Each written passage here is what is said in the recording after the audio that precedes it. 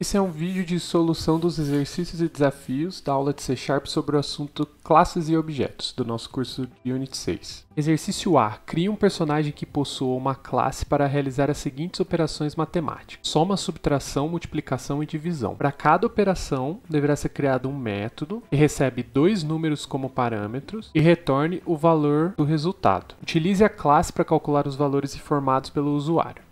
Eu vou começar criando para esse exercício um novo projeto, vai ser do tipo ConsoleApp. Eu vou chamar de 08A Calculator Class.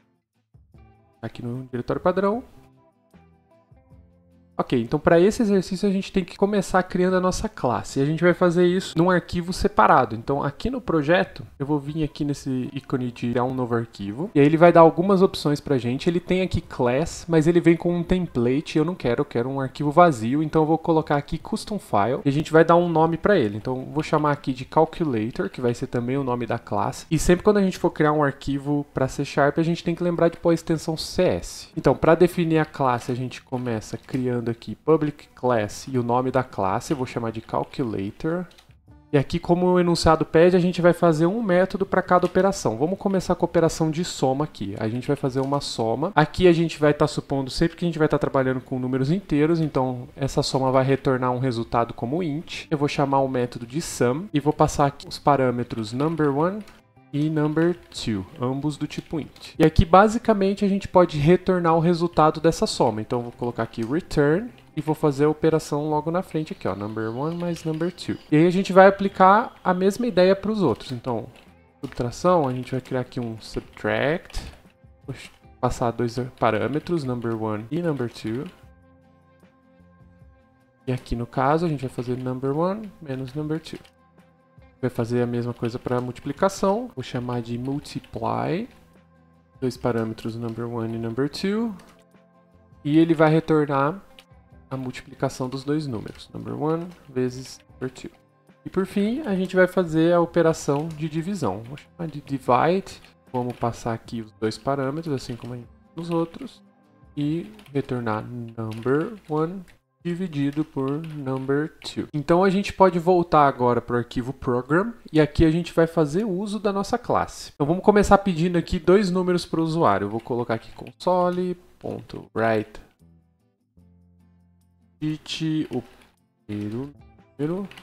Vai armazenar isso numa variável chamada number1 convert to int2 console.readline.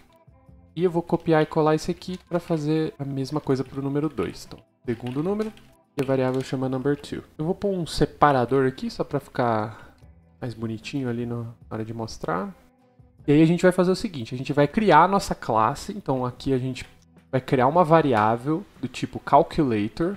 Eu vou dar um nome de calc para ela. E para a gente criar uma instância nova daquela classe, como a gente viu na aula, a gente faz um new e chama o construtor dessa classe. E como a gente viu na parte de construtor, quando a gente não define um construtor nós mesmos, a gente usa o construtor padrão, que é um construtor sem argumento nenhum. E aí a gente pode usar essa classe agora para fazer as operações. Eu vou criar uma variável aqui que vai ser o resultado da soma e vou fazer o seguinte, ó, calc.sum, e vou passar number1 e number2.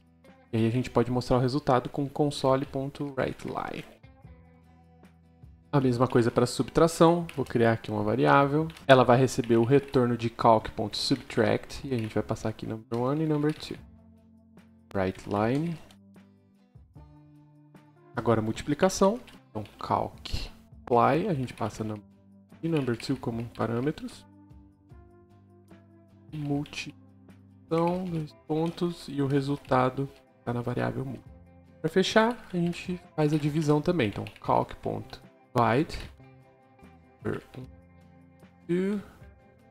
console.writeLine divisão div. E pronto, vamos ver o resultado aqui. Entrar na pasta exercises, entrar na pasta 08A, pode executar o programa com .NET Run.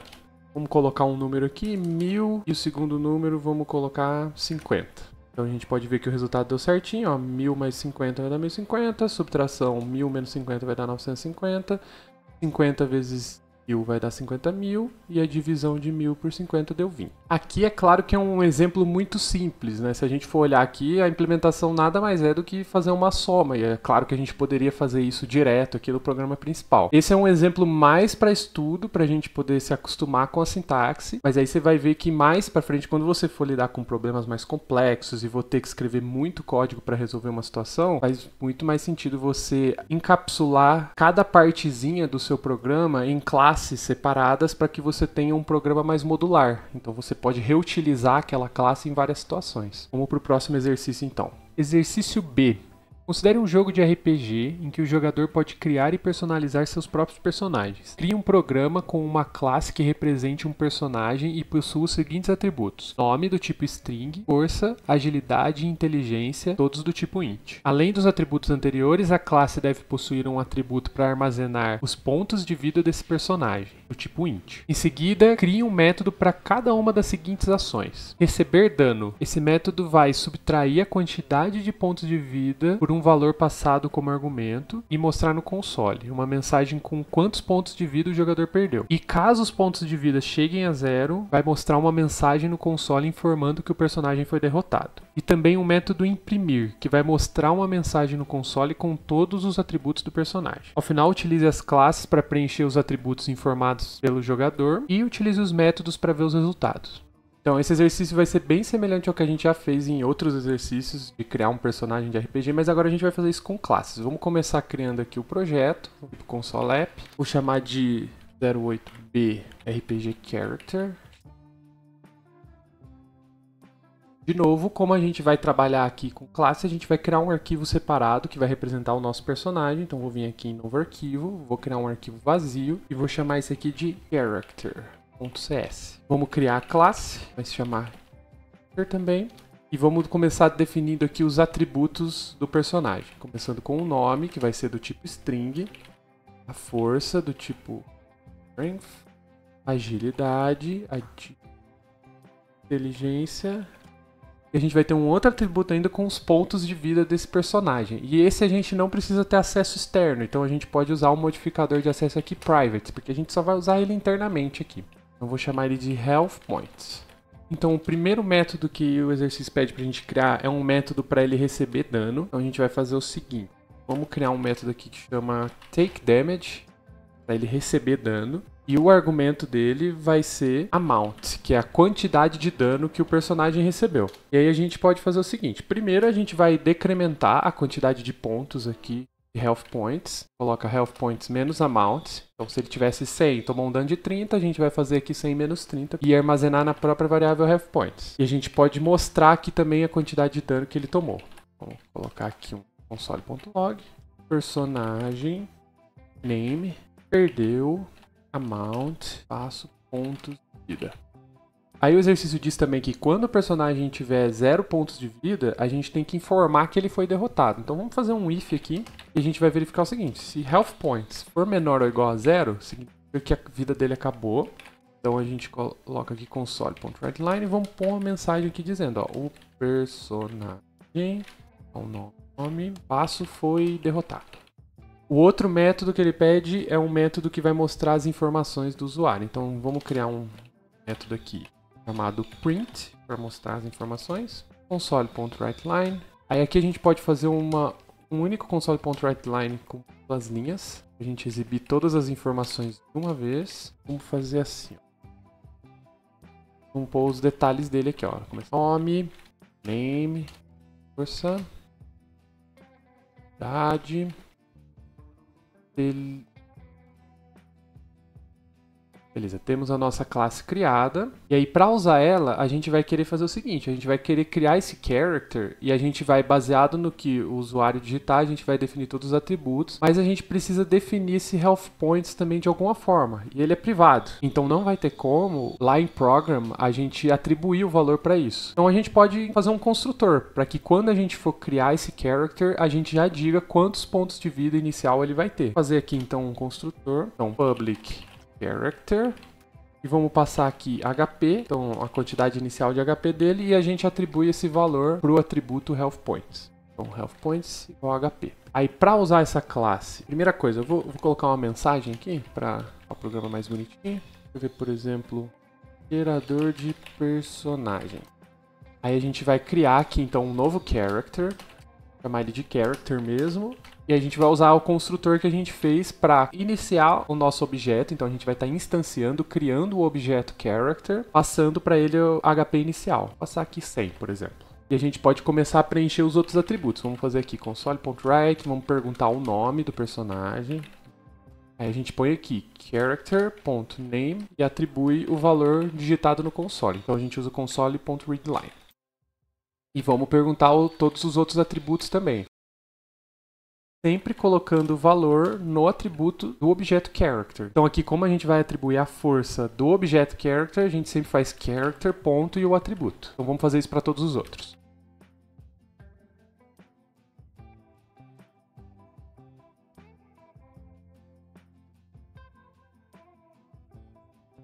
Beleza, vamos começar usando aqui o método print, para a gente ver como é que fica. Então vou fazer aqui um character print para ele mostrar as informações do personagem. E aí vamos usar a função de tomar dano. Então o personagem começa com 100 de dano. Vamos tirar 10 aqui, ponto de vida dele. Take damage 10. E aí vamos executar para ver o que acontece. Vou entrar na pasta 08b character.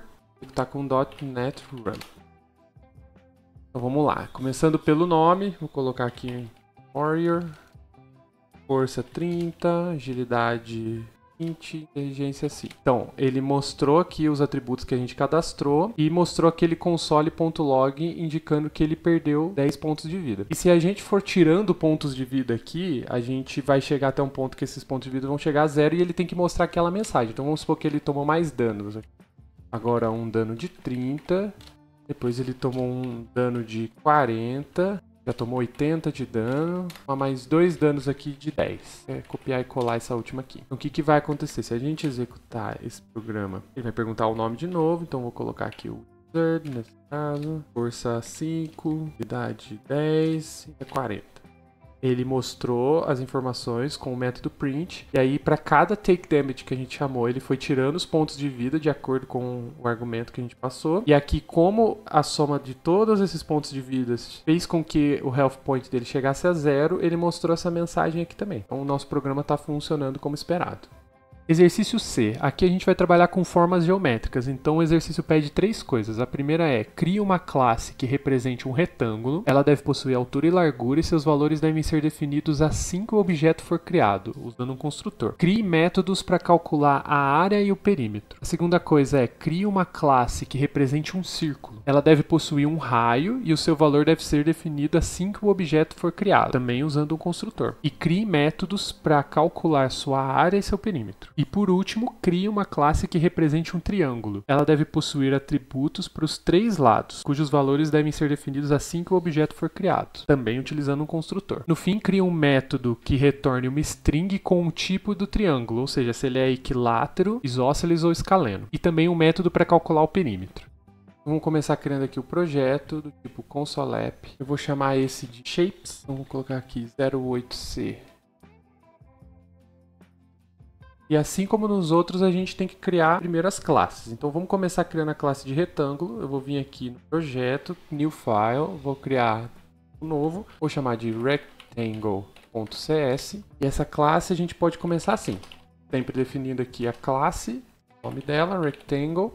Então ela tem que ter 2 atributos, um para altura e um para largura. Então vamos criar aqui, vamos fazer do tipo float, porque a gente pode querer usar casas decimais aqui para as formas. Então a altura vai ser height e o atributo de largura vai ser width. O exercício pede também que a gente já defina os valores para ele no construtor. Então vamos criar um construtor aqui, então vai ser public rectangle.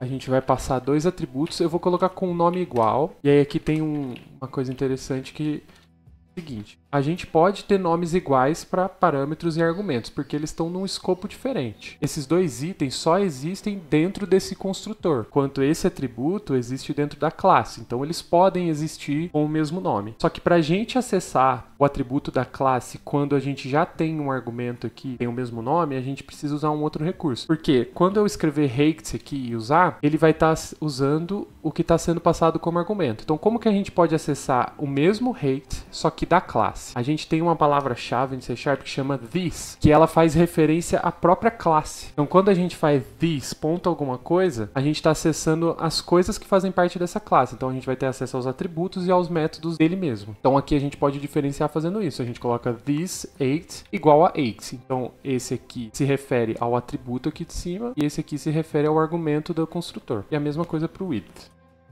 Ponto width, e a gente coloca aqui width. Em seguida, o exercício pede para a gente criar um método para calcular a área e um para calcular o perímetro. Então, vamos fazer aqui. Esse método vai ter que retornar um float, que vai ser o resultado do cálculo. Vamos começar aqui com o cálculo da área. E aí, a área de um retângulo basicamente é a altura vezes a largura. Então, a gente pode simplesmente retornar aqui altura vezes largura. E para o perímetro, a gente pode criar um outro método, também retornando float. Vou chamar aqui de perimeter. E o cálculo do perímetro de um retângulo basicamente é a soma da altura e da largura vezes 2. Vamos testar essa primeira classe lá no nosso programa principal. Vamos começar criando aqui um rectangle. Então, vou chamar aqui de rect. E aí no construtor a gente já tem que passar a altura e a largura dele. Vamos passar aqui que ele tem 10 de altura e 5 de largura. Aí vamos calcular a área. Vou criar uma variável aqui que vai receber o resultado da área e a gente chama aqui o método area. A gente pode mostrar no console. Vou colocar aqui, ó, a área do retângulo. Coloca aqui area. E vou fazer um também para o perímetro. Vou colocar aqui perimeter, rect.perimeter. Console, right line, perímetro do retângulo. Coloca aqui o valor. Vamos testar isso. Eu vou entrar na pasta aqui 08C. Vamos executar o programa. Então, .NET Run. E o resultado foi como esperado. A área é a largura vezes a altura, então deu 50, 10 vezes 5. E a soma de 10 mais 5 dá 15 vezes 2, então o resultado do perímetro também está ok. Vamos para as outras formas agora, então. Eu vou criar aqui um novo arquivo. Aqui a gente vai fazer o círculo, então vou chamar de circle.cs. E a implementação vai ser semelhante. Então vamos fazer aqui o public class circle. Só que esse só tem um atributo, que vai ser o raio do círculo. Então a gente pode criar aqui um atributo float radius. Ele pede também que a gente defina esse valor no construtor. Então eu vou fazer um construtor aqui que vai receber o valor inicial do raio. E a gente usa aquele mesmo recurso, já que está usando o mesmo nome aqui. A gente faz thisRadius para a gente setar o valor do atributo com o que a gente recebeu no argumento do construtor. E a gente vai fazer os dois métodos, começando pela área. Então, public float area. A área de um círculo já é um pouco diferente. A gente precisa usar essa fórmula aqui. A gente precisa fazer π vezes o raio elevado a 2. Então a gente sabe que o valor de π é 3.14 aproximadamente, então 4,1. Então a gente pode colocar ele direto aqui de forma constante. E a gente só multiplica isso pelo raio vezes ele mesmo. A gente vai ter aqui a área do nosso círculo. E para o perímetro a gente cria aqui um outro método, vou chamar de perimeter. E aqui a fórmula é um pouquinho diferente, a gente vai fazer 2 vezes π vezes o raio. Então a gente pode simplesmente multiplicar aqui 2 vezes o π e multiplicar pelo raio. Radius. Beleza, vamos testar essa classe. Então aqui eu vou pôr um separador para começar, vou colocar aqui right line, vou colocar umas linhas aqui só para ficar fácil da gente visualizar lá no console. E vamos criar a nossa classe aqui de círculo. Então vou fazer circle, chamar de circle também, e uso o construtor aqui circle passando o raio. Então vamos supor que ele tem um raio. Então a área desse círculo a gente pode calcular chamando circle.area. E a gente pode mostrar o resultado aqui. Eu não criei uma nova variável, eu estou usando a de cima aqui, tá? Console.writeLine, área do... Coloca aqui, área. E a gente faz a mesma coisa para o perímetro. Então eu vou usar a mesma variável de cima, chamar aqui circle.perimeter. E a gente pode mostrar aqui o resultado. WriteLine. Perímetro dos... Vamos testar esse aqui então. Vou rodar a nossa aplicação de novo. Então depois do tracinho aqui a gente pode ver que ele calculou a área e o perímetro do círculo baseado no raio 5. E finalmente a gente pode fazer a classe para o triângulo. Então eu vou criar um novo arquivo, vou chamar de triangle.cs. Então a gente começa definindo a classe, public class triangle. E aqui a gente vai ter que criar um atributo para cada lado. Então eu vou chamar aqui de A, B e C mesmo. Então eu vou criar o atributo A, B e C, todos do tipo float. E a gente vai criar um construtor para atribuir esses valores como pedido enunciado. Triangle. Vamos colocar aqui A, float B e float C. A igual a A, B igual a B, if this C igual a C. Aí aqui o triângulo é um pouco diferente, ele pede pra gente fazer duas coisas. Uma é o perímetro, semelhante ao que a gente fez nas outras classes, então vamos começar criando aqui um método perimeter. E o perímetro do triângulo é basicamente a soma dos lados, então a gente pode fazer A mais B mais C. E aí outra coisa que ele pede pra gente é para identificar o tipo do triângulo, se ele é escaleno, equilátero ou isósceles. Então vamos criar um método para fazer isso. Então a gente vai retornar uma string com o tipo dele.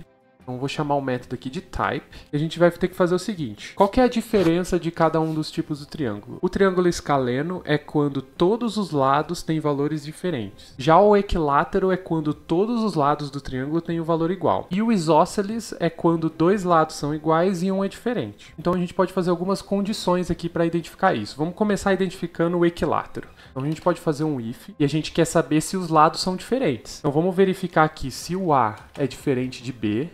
E se o A é diferente de C, e também se o B é diferente de C. Então aqui a gente compara se todos os lados são diferentes um do outro. E se for o caso, a gente pode retornar aqui escaleno.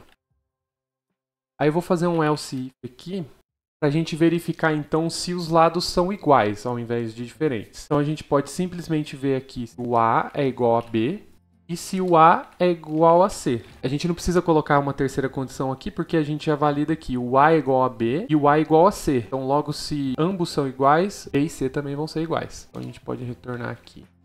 Return. Pode pôr equilátero. E, por fim, a gente não precisa fazer condição nenhuma para o restante, porque qualquer outra opção que sobrar aqui quer dizer que ele é isósceles. Então, aqui um return isósceles. Então vamos testar isso lá no arquivo principal. Eu vou colocar um separador aqui também lá em cima para ficar mais fácil de ler no console. Aí a gente pode criar aqui uma nova variável do tipo triangle. Vou chamar a variável de triangle também. E a gente vai usar o construtor para definir os valores. Então vamos começar aqui com um exemplo em que ele seja escaleno. Então todos os lados são diferentes. Então vou colocar aqui 10, 7. Aí a gente pode calcular o perímetro. Vou usar a mesma variável perimeter que a gente usou lá em cima.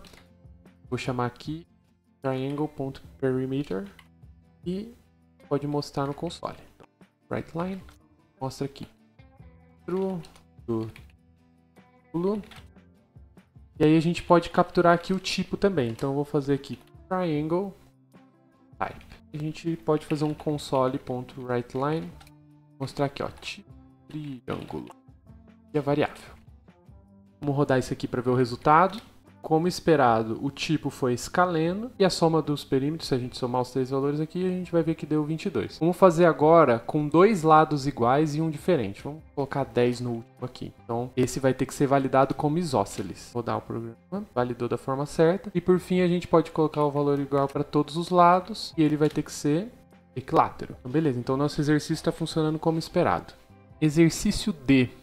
Crie uma classe que represente uma conta bancária. Ela deve ter um saldo inicial e um limite de crédito, ambos definidos pelo construtor, e um atributo com o valor da sua fatura atual no cartão de crédito. Ambos os atributos não devem ser visíveis para o resto do sistema, ou seja, eles vão ter que ter um modificador de acesso privado. E a classe deve possuir os seguintes métodos: uma para saque, um método para depósito, o próximo método é um método para pagar, para realizar um pagamento. E por último, um método para consultar o saldo. Esse basicamente mostra no console todos os detalhes da conta bancária, como saldo, limite de crédito e o valor atual da fatura do cartão de crédito. Vamos começar criando o projeto para esse exercício do tipo console app. Esse aqui eu vou chamar de 08D Bank Account. E assim como todos os outros, vamos começar criando a classe. Então vou criar aqui um novo arquivo, chamar de account, que ele vai representar a nossa conta. Então definimos aqui public class account. E a gente pode começar com os atributos. Então o enunciado pede ali para a gente ter o saldo e que ele não pode ser visível para fora da classe. Então a gente vai usar aqui o modificador private e vou criar um atributo chamado balance. A gente também tem que criar aqui o limite de crédito. Então eu vou criar private float credit limit. E um último que é a fatura de crédito, que é quanto foi gasto no crédito para essa conta até o momento. Então eu vou criar uma outra variável, o float credit invoice. O enunciado pede que a gente defina, então, o saldo inicial e o limite de crédito no construtor. Então, a gente pode começar aqui criando um construtor, vou chamar aqui out. A gente vai passar um atributo chamado initial balance, que vai ser o saldo inicial, e um outro aqui do tipo float, que eu vou chamar de initial credit, inicial de crédito. E aí a gente pode atribuir o valor que a gente recebeu como argumento aqui. Balance vai receber initial balance, credit limit vai receber credit limit. Beleza, o próximo passo seria a gente implementar métodos. Vamos começar aqui com o método de saque. Então eu vou chamar de withdraw, e aí a gente tem que receber como parâmetro a quantidade que vai ser sacada. Aqui ele especifica que o retorno vai ser ou o saldo restante, então vai ser o tipo float, ou se o saque não for possível, caso ele não tenha quantidade de saldo suficiente para poder fazer o saque, a gente vai retornar -1. Então vamos começar fazendo essa verificação, se ele tem saldo suficiente. A gente pode fazer isso verificando se a quantidade da qual ele quer sacar é maior do que balance. Se esse for o caso, a gente sabe que ele não pode fazer o saque. Então eu já vou retornar -1 direto aqui. E aí a gente faz um else para caso ele tenha o saldo. E aí a gente pode decrementar a quantidade do balance para o amount, que foi passado como parâmetro, e retornar o próprio balance aqui, que é o restante que ele tem na conta. Próximo método seria o de realizar um depósito. Então vou chamar aqui de deposit. Ele vai receber um amount, que é a quantidade que vai ser depositada também, e ele retorna a quantidade de saldo depois de feito o depósito. Então esse é mais simples, a gente pode simplesmente incrementar aqui o saldo, coloca balance mais amount e coloca dentro do próprio balance e retorna o balance. O próximo método é o método de pagamento. A ideia é realizar um pagamento ou no crédito ou no débito. E aí o enunciado pede que a gente retorne se o pagamento foi feito com sucesso ou não. Então a gente pode retornar um boolean aqui. Então vou retornar bool, vou chamar o método de pay, e aí a gente tem que ter um parâmetro para identificar qual é o método de pagamento, é crédito ou débito, então vou chamar aqui de payment method, e uma outra variável para o valor que está sendo pago. E aí a gente pode fazer um if aqui para identificar qual é o método de pagamento sendo feito. Então vou fazer o seguinte, vou verificar aqui, ó, se for débito. Então, se for débito, então vou colocar aqui, ó, if igual a debit, aí aqui a gente pode realizar o pagamento no débito. Mas ele tem um outro critério aqui. Quando a gente vai fazer um pagamento no débito, a gente tem que ter garantia de que essa conta tem saldo suficiente para poder realizar esse pagamento no débito. Então, antes de vir aqui e atualizar o saldo, retirando o valor que está sendo pago, a gente pode fazer uma outra condição aqui no nosso if para ver se o valor é menor do que a quantidade que essa conta tem em saldo. Então, se o valor for menor, então a gente pode fazer esse pagamento no débito. Se não, a gente não vai poder fazer esse pagamento.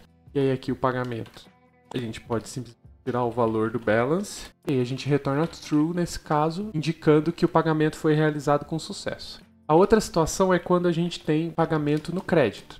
Então a gente pode verificar aqui, ó, else, se ele for método credit, aí a gente pode pagar no crédito. Quando a gente for pagar no crédito, o que a gente vai fazer é adicionar isso na fatura de crédito atual. Então a gente pega a fatura existente e soma o valor aqui que está sendo pago e retornaria true.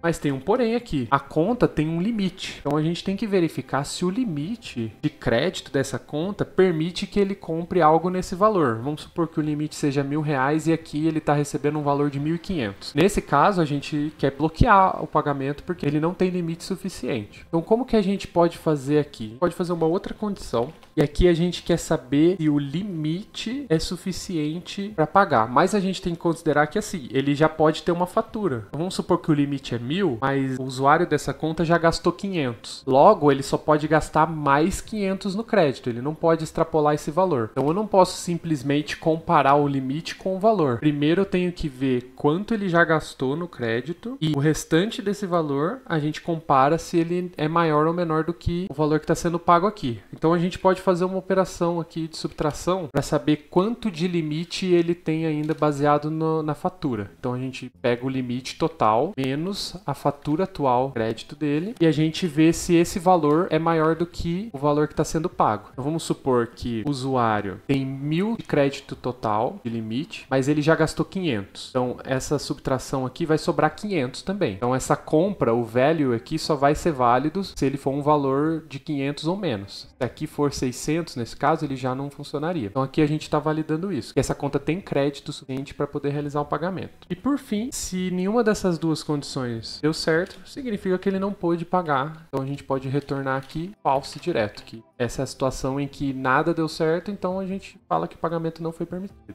Ok, para fechar essa classe, então, tem só mais um método que é para a gente imprimir os detalhes aqui da conta, para a gente consultar, né? Então eu vou criar aqui um print, eu vou colocar tudo num único console.writeLine. A gente pode usar aqui uma string, várias linhas, pode pôr os detalhes da conta.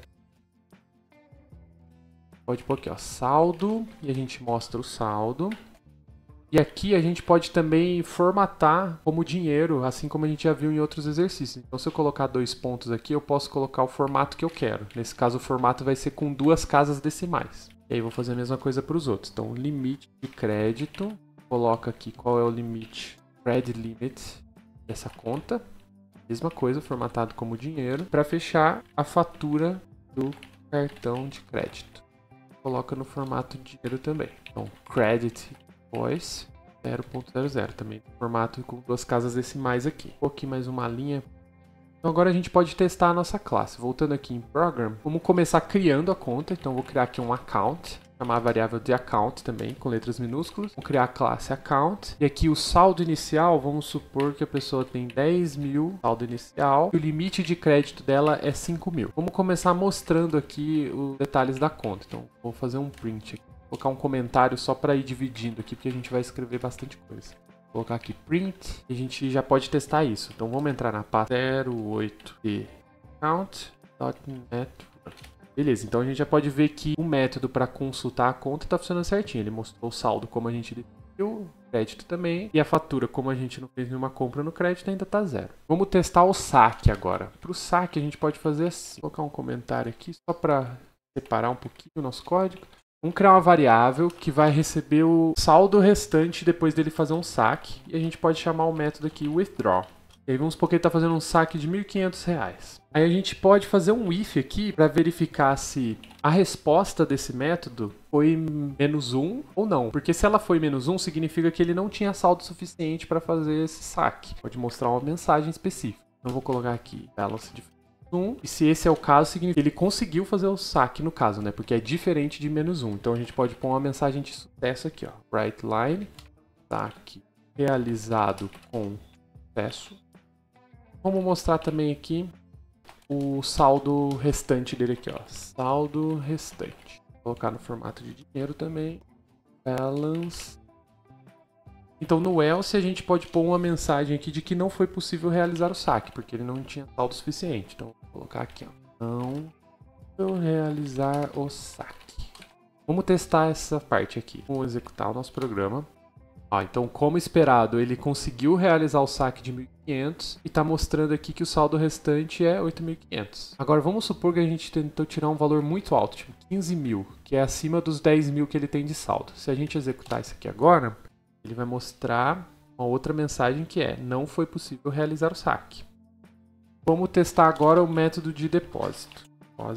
E aí a gente vai usar essa mesma variável balance aqui para pegar o resultado da operação. E a gente vai chamar o método deposit. Aí vamos supor que a gente está depositando aqui R$100. Então vou colocar aqui console.writeLine depósito realizado com sucesso e console.writeLine saldo restante, formatado como dinheiro, e colocar a resposta do método para a gente ver se ele respondeu com o valor correto, atualizado. Vamos executar isso aqui.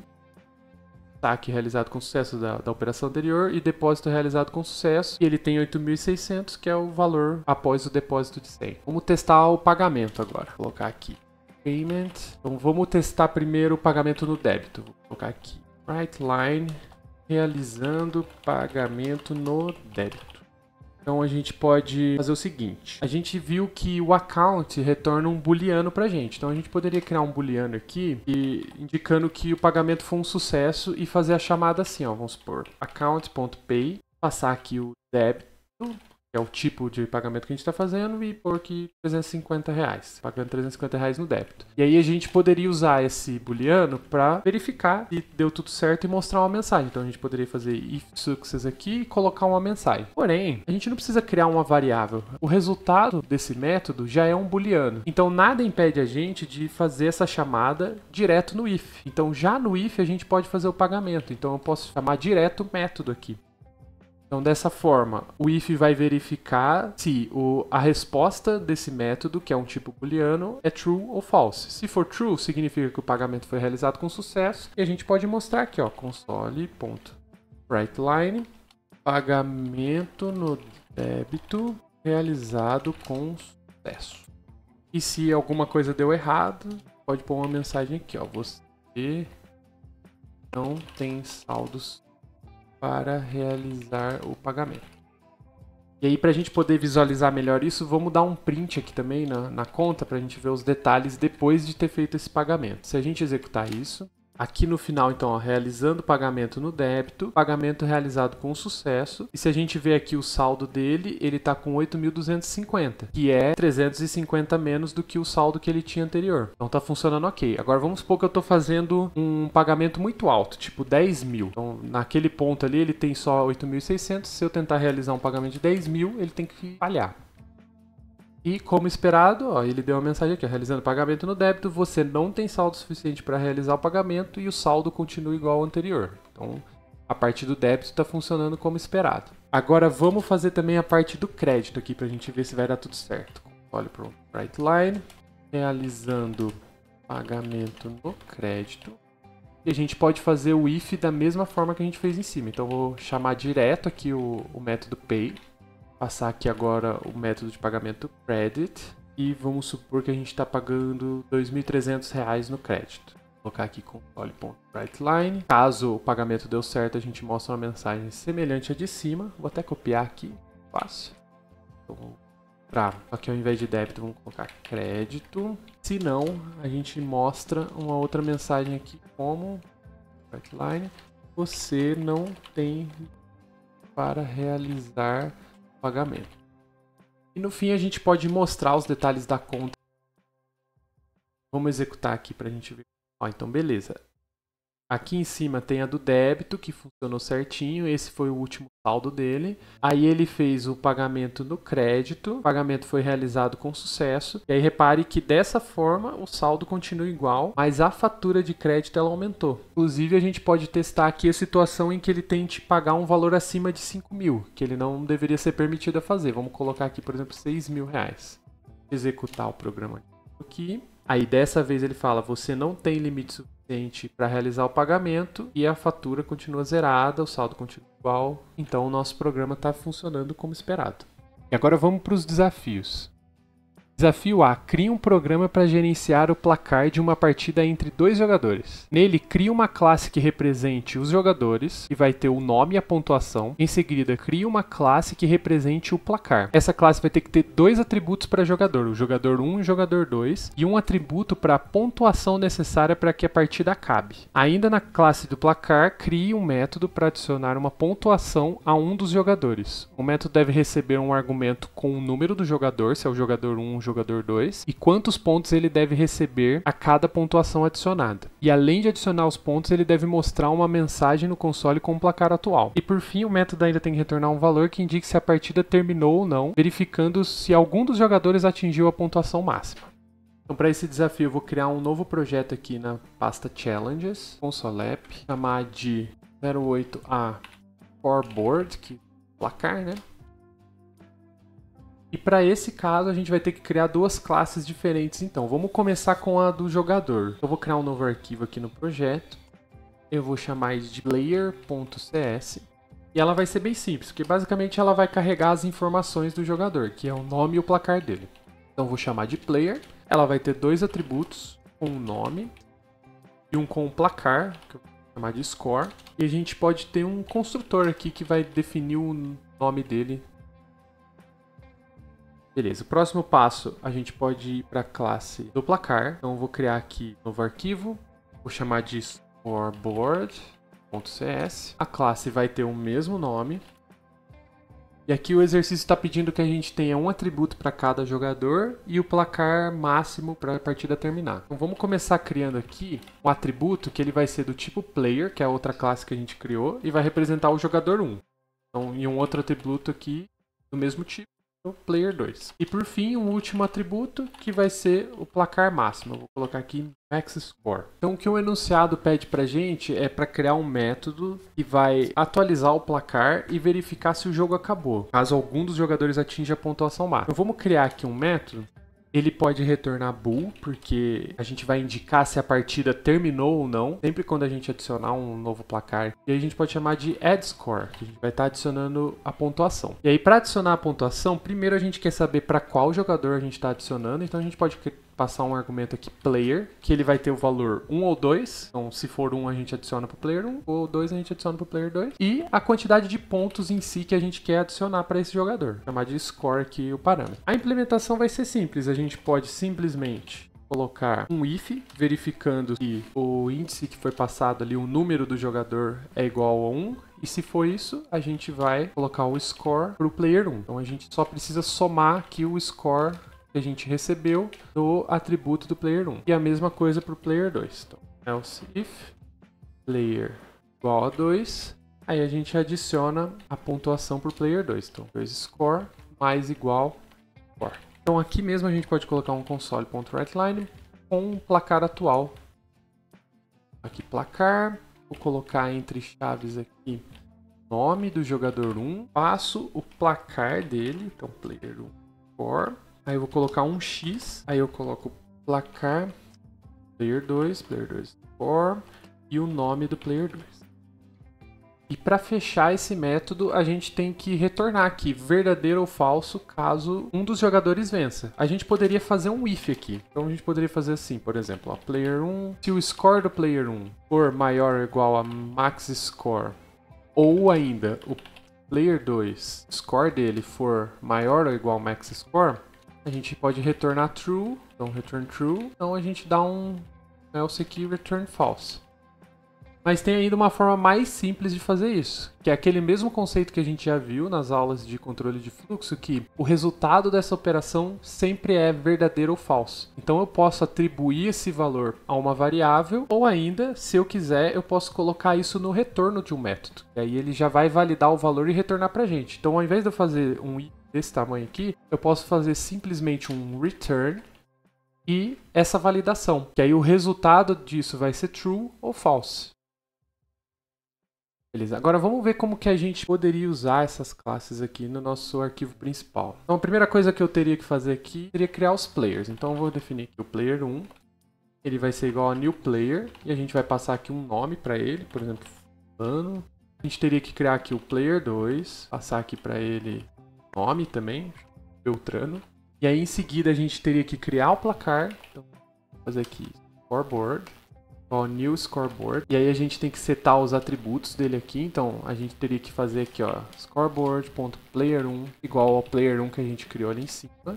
Scoreboard.player2 igual a player 2. E ainda por último, definir a pontuação máxima aqui. Então vamos supor que a gente quer que o jogo vá de até 5 pontos. Então coloca max score igual a 5. E assim, só para inicialização é bastante linha que a gente está tendo que escrever. Mas tem uma forma mais simples que a gente poderia fazer isso. Por exemplo, a gente poderia fazer com que o próprio scoreboard crie os jogadores assim quando a gente criar ele. Então ao invés da gente definir os players aqui, a gente pode fazer com que o construtor do scoreboard crie os players pra gente. Então vamos fazer o seguinte, aqui no scoreboard vamos criar um construtor novo para ele. E aí esse construtor vai ficar encarregado de instanciar esses players, para que a gente não tenha que fazer isso lá fora. Vamos fazer aqui, ó, public scoreboard. Então a gente pode receber aqui o nome do primeiro jogador. Então vou pôr aqui name player 1.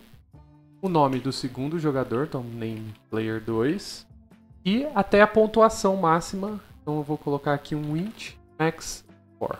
E aí a gente pode fazer basicamente essas duas linhas que a gente fez aqui, a gente faz dentro do construtor. Então eu vou fazer aqui que o player1 dessa classe vai ser igual a new player, e a gente vai passar aqui o nome que a gente está recebendo como parâmetro.